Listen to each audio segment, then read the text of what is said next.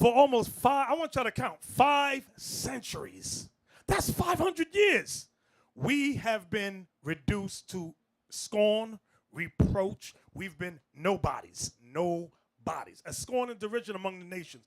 And now when we find out we are the children of Israel, God's chosen people, we are supposed to apologize, I thought.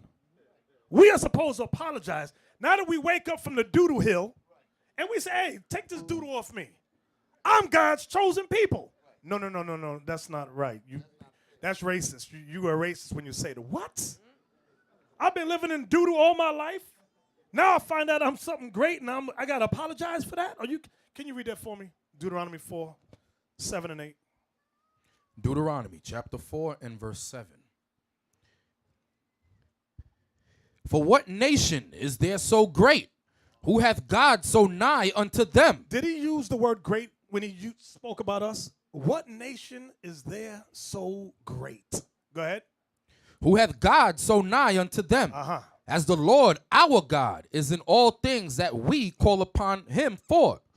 And what nation is there so great, that hath statutes and judgments so righteous as all this law, which I set before you this day? So we have always been a great people, and we shall be so again. Christ ensured it. Our greatness shall return. Now, I mentioned doodle a few minutes ago. People looked at me. You just nasty. I'm not being nasty. Doodle is in the Bible, and we live in doodle. Can you give me that in 1 Samuel chapter 2? We live in, I know you think in your little houses, and I don't care how nice your home is. It's doodle.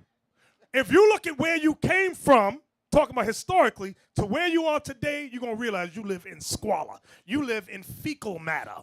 And the Bible says that. 1 Samuel chapter 2 and verse 8. He raiseth up the poor out of the dust, and lifteth up the beggar from the dunghill. You know what a dunghill is? A hill of SH. Doodle. The poor man and the beggar he's talking about the Israelites. This is prophetic about our people being called the poor. Even Donald Trump, your friend, Donald Trump, said a day ago, find that video, he said, you black people, you should vote for me. What do you have to lose? You're poor. You have bad education. I like him. What else did he say? That dude talking like that? Can you show the video? Send it, because y'all ain't going to believe me by me saying you think I'm being racist. I'm not being racist. I'm just telling you. I can't get enough of it. He is so outlandish. You either going to have to, either you're going to wake up or you're going to die. Because he says the craziest stuff. You got to wake up after some of this stuff. You just can't remain asleep after the crazy rhetoric that this man speaks. Right. But you know what? Him and Hillary's saying the same thing. Yeah, exactly. She's just more. She's just cool. Right. What is the She's word? skilled. She's skilled. She's skilled when she professional. speaks. Right. In her diction. But the outcome is the same. Absolutely. You send it to him? 2 heads of a same snake. You got to find Donald Trump's speech, his recent one. Damn, I got to see that. I didn't even see it either. Oh, it's good. I know that. I got to laugh on that thing. Man, I got to see that. And he said it in front of an all-white audience with one nigga in the back. I love that. One nigga on the back. Look how much African-American communities have suffered under Democratic control. To those I say the following. What do you have to lose by trying something new like Trump? What do you have to lose?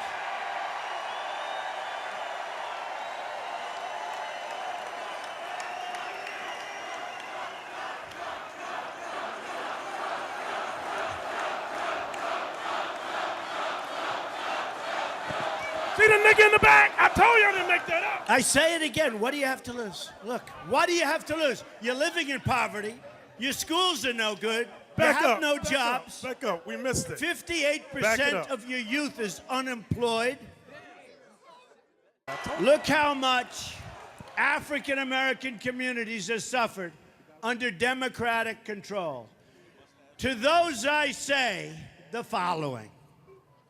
What do you have to lose by trying something new like Trump? What do you have to lose?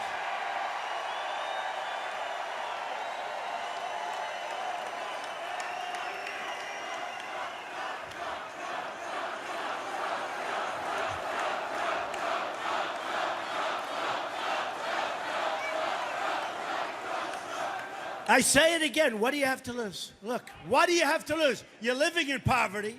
Your schools are no good. You have no jobs. 58% of your youth is unemployed. What the hell do you have to lose?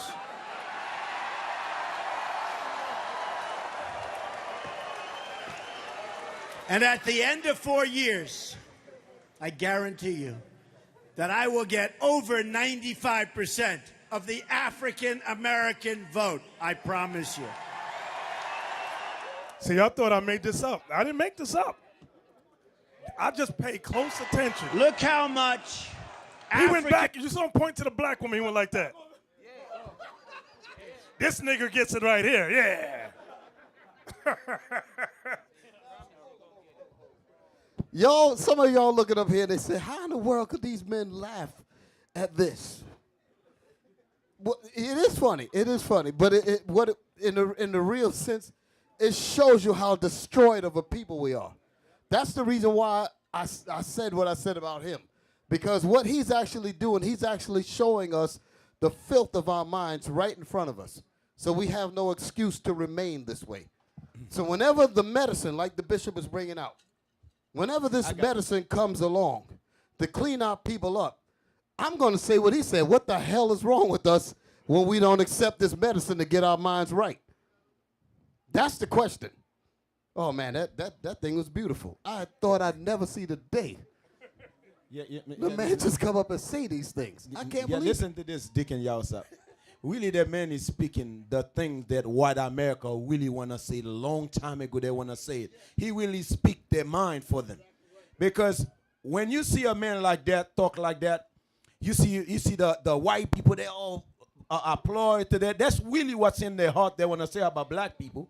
But they feel like this man right here, since he's in light, he can say that nobody going to get hurt by it. The reason we laughing, because we've been telling you that for years. There you go. That's why we laughing. You have to listen to the white man tell you yourself. You're in the lower state. Now you say, oh, I thought I had it going on. Ooh. Hey, I'll tell you something. We used to do this in camp. You remember. We'd be downtown, and while the brothers are speaking, we had this white man that would come to the camp. And you know the name. You know what I'm talking about. Bring him up while the men are teaching Israel, Jake out in the audience, they ain't really paying attention.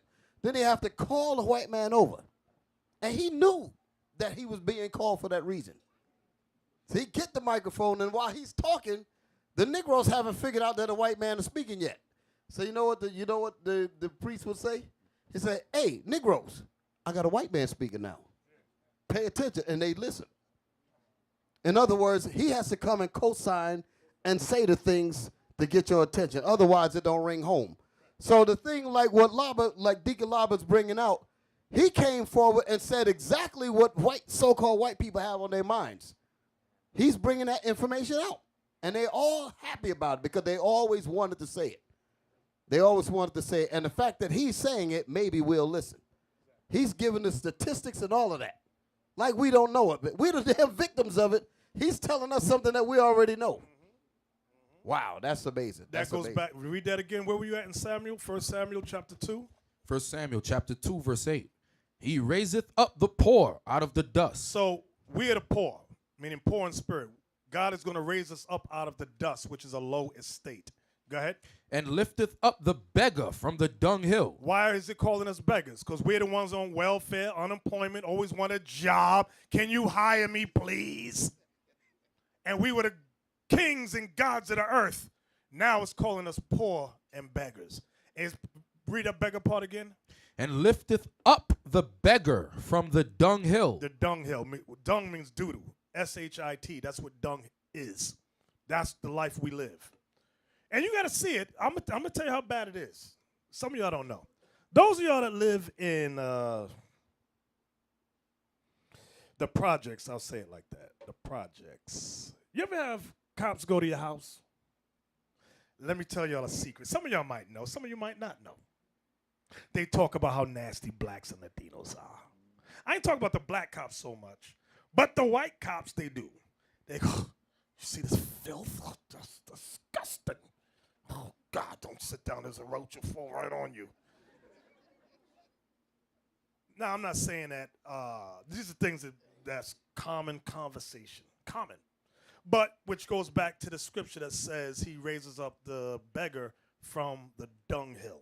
The way we live is not, and that goes for those of you who may have a big house. It's still a dunghill from where you came from. Okay? When you once had your own plot of land, things of that nature, now you're paying taxes and things of that sort. Read that again for me.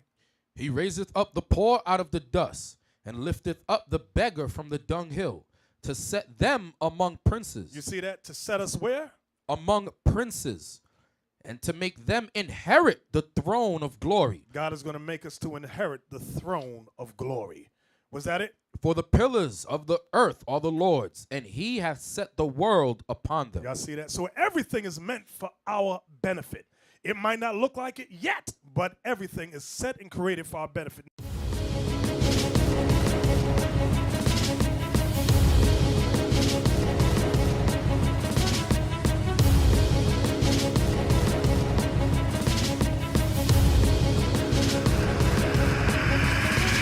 Shalom, Israel. I'm Elder Nathaniel, Israel United in Christ.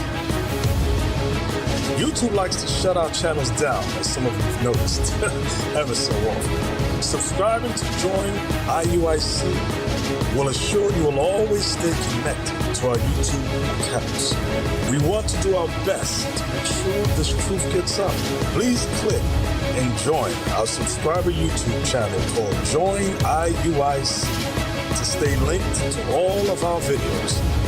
So again, please make sure you subscribe to this Join IUIC channel to get your latest updates from all our YouTube channels. Shalom.